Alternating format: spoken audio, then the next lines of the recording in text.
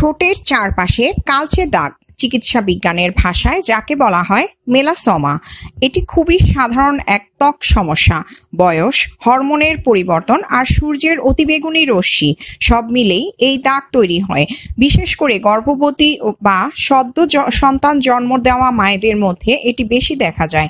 অনেকে এই দাগ কমাতে রাসায়নিক ট্রিটমেন্ট নেন, কিন্তু বিশেষজ্ঞরা বলছেন নিয়মিত যত্ন আর কিছু ঘরোয়া উপায়েই মিলতে পারে সমাধান। যেমন অ্যাপেল সাইডার ভিনেগারে থাকা অ্যাসিটিক অ্যাসিড পিগমেন্টেশন কমাতে সাহায্য করে। রাতে ঘুমানোর আগে ত্বকে অ্যালোভেরা জেল লাগালে তাও কাজে দেয়।